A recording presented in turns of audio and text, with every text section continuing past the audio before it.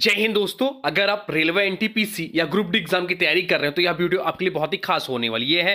Previous year question या किसी अन्य एग्जाम की भी तैयारी कर रहे हैं तब भी यह वीडियो आपके लिए इंपॉर्टेंट है। चलिए वीडियो की शुरुआत करते हैं। अगर आपको किसी भी क्वेश्चन का आंसर सही है तो वीडियो को रोकिए और कमेंट बॉक्स में लिख दीजिए। चलिए देखते हैं पहला क्वेश्चन क्या है। पहला क्वेश्चन है, भारतीय संविधान में संघ सूची, राज्य सूची और समवर्ती सूची की अवधारणा किस देश से ली गई है। भारतीय संविधान में संघ सूची, राज्य सूची और समवर्ती सूची की अवधारणा किस देश से ली गई है। तो इसका जो राइट आंसर हो जाएगा वो हो जाएगा ऑप्शन बी, कनाडा देश से ली गई है। चलते हैं अगले प्रश्न की ओर। अगला प्रश्न आपसे पूछा है, राष्ट्रीय आय का आकलन करने वाली पहली संस्था कौन थी।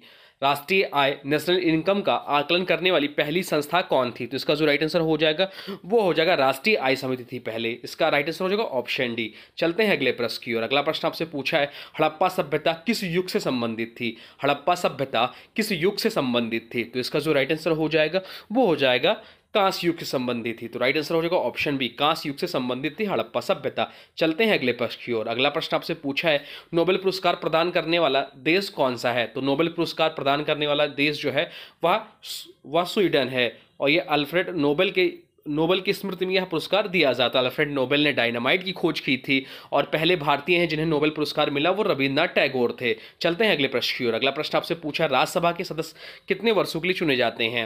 राज्यसभा के सदस्य कितने वर्षों के लिए चुने जाते हैं। तो इसका जो राइट आंसर हो जाएगा वो हो जाएगा 6 वर्षों के लिए चुने जाते हैं। तो इसका राइट आंसर हो जाएगा ऑप्शन डी, ऑप्शन सी, 6 वर्ष के लिए चुने जाते हैं। चलते हैं अगले प्रश्न की ओर। अगला प्रश्न आपसे पूछा है, भारत में सबसे लंबा राष्ट्रीय राजमार्ग कौन सा है। भारत में सबसे लंबा राष्ट्रीय राजमार्ग कौन सा है। तो इसका जो राइट आंसर हो जाएगा वो हो जाएगा ऑप्शन बी, NH-44 जो है भारत का सबसे लंबा राष्ट्रीय राजमार्ग है। चलते हैं अगले प्रश्न की ओर। अगला प्रश्न आपसे पूछा है, संविधान सभा के गठन की सिफारिश किस योजना के तहत की गई थी। संविधान सभा के गठन की सिफारिश किस योजना के तहत की गई थी। तो इसका जो राइट आंसर हो जाएगा वो हो जाएगा कैबिनेट मिशन योजना के तहत। कैबिनेट मिशन योजना के तहत की गई थी संविधान सभा के गठन की सिफारिश। चलते हैं अगले प्रश्न की ओर। अगला प्रश्न आपसे पूछा है, जालियांवाला बाग हत्याकांड के समय भारत का वायसराय कौन था। जालियांवाला बाग हत्याकांड जो एक प्रकार का नरसंहार था वह उस समय भारत के वायसराय कौन थे। तो इसका जो राइट आंसर हो जाएगा वो हो जाएगा लॉर्ड चेम्सफोर्ड। लॉर्ड चेम्सफोर्ड इस समय वायसराय थे। चलते हैं अगले क्वेश्चन की ओर। अगला प्रश्न आपसे पूछा है, किस भारतीय शहर को मिनी क्यूबा कहा जाता है। किस भारतीय शहर को मिनी क्यूबा कहा जाता है। तो इसका जो राइट आंसर हो जाएगा वो हो जाएगा ऑप्शन बी, कोलकाता को मिनी क्यूबा कहा जाता है। चलते हैं अगले प्रश्न की ओर। अगला प्रश्न आपसे पूछा है, विश्व विरासत दिवस कब मनाया जाता है।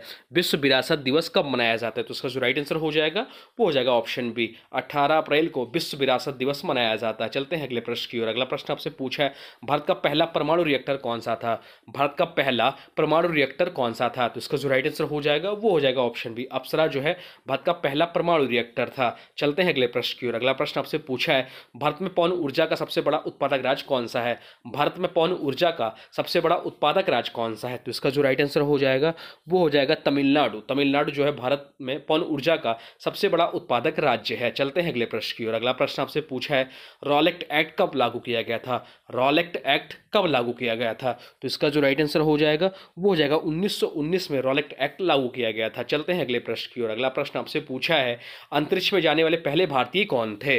अंतरिक्ष में जाने वाले पहले भारतीय कौन थे। तो इसका जो राइट आंसर हो जाएगा वो हो जाएगा राकेश शर्मा। राकेश शर्मा जो है अंतरिक्ष में जाने वाले पहले भारतीय थे। तो इसका राइट आंसर हो जाएगा ऑप्शन बी, राकेश शर्मा। चलते हैं अगले प्रश्न की ओर। अगला प्रश्न आपसे पूछा है, गुप्त वंश के समय भारत को स्वर्ण युग क्यों कहा जाता था। गुप्त वंश के समय में भारत को स्वर्ण युग क्यों कहा जाता था। क्योंकि इस समय कला, साहित्य व विज्ञान का उत्कर्ष ये सब चरम पे था, इसलिए गुप्त वंश के समय भारत को स्वर्ण युग कहा जाता था। चलते हैं अगले क्वेश्चन की ओर। इसका राइट आंसर हो जाएगा ऑप्शन सी। चलते हैं अगले प्रश्न की ओर। अगला प्रश्न आपसे पूछा, किस अधिनियम को मिनी संविधान कहा जाता है। किस अधिनियम को मिनी संविधान कहा जाता है। तो इसका जो राइट आंसर हो जाएगा वो हो जाएगा 42वां संविधान संशोधन। 42वां संविधान संशोधन को मिनी संविधान कहा जाता है। आप लोग कमेंट बॉक्स में बताइए 42वां संविधान संशोधन कब हुआ था। चलते हैं अगले प्रश्न की ओर। अगला प्रश्न आपसे पूछा है, किस नदी को बिहार का शोक कहा जाता है। किस नदी को बिहार का शोक कहा जाता है। तो कोसी नदी को बिहार का शोक कहा जाता है। बिहार का शोक जो कहा जाता है कोसी नदी को कहा जाता है। बिहार की जो राजधानी हो जाती है वो पटना है। चलते हैं अगले प्रश्न की ओर। अगला प्रश्न आपसे पूछा, विश्व में सबसे लंबी तट रेखा वाला देश कौन सा है। विश्व में सबसे लंबी तट रेखा वाला देश कौन सा है। तो उसका राइट आंसर हो जाएगा कनाडा। कनाडा जो है विश्व में सबसे लंबी तट रेखा वाला देश है। चलते हैं अगले प्रश्न की ओर। अगला प्रश्न आपसे पूछा है, रक्तचाप मापने के लिए कौन सा यंत्र उपयोग किया जाता है? रक्तचाप मापने के लिए कौन सा यंत्र उपयोग किया जाता है? तो इसका राइट आंसर है स्पाइगोमैनोमीटर।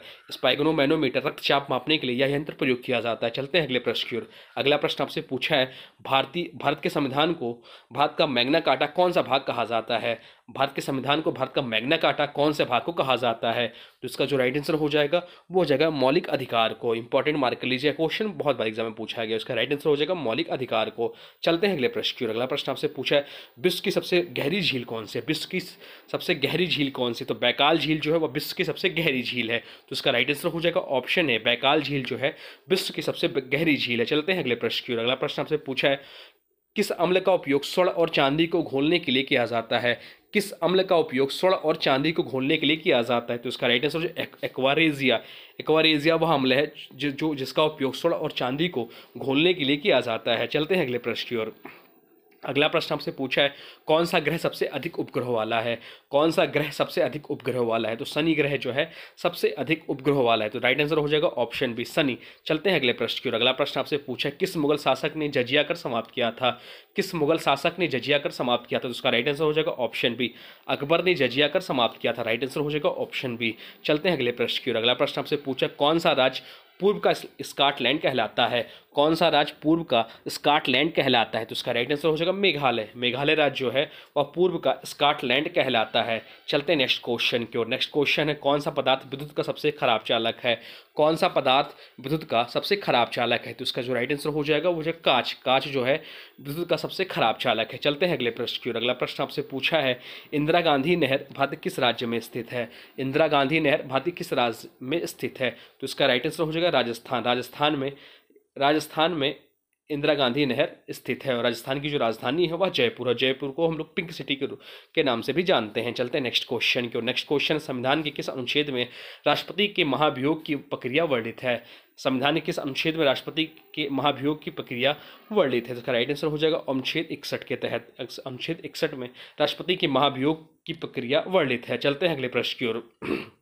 अगला प्रश्न आपसे पूछा है, संसद का स्थायी सदन कौन सा है? संसद का स्थायी सदन कौन सा है? तो इसका राइट आंसर होगा ऑप्शन बी, राज्यसभा को स्थायी सदन या उच्च सदन कहते हैं। तो संसद का स्थायी सदन या उच्च सदन जो है वह राज्यसभा को कहते हैं। चलते हैं अगले प्रश्न की ओर। अगला प्रश्न पूछा है, किस नदी को बंगाल का शोक कहा जाता है? किस नदी को बंगाल का शोक कहा जाता है? तो दामोदर नदी को बंगाल का शोक कहा जाता है। तो ये रहे टॉप 30 क्वेश्चन।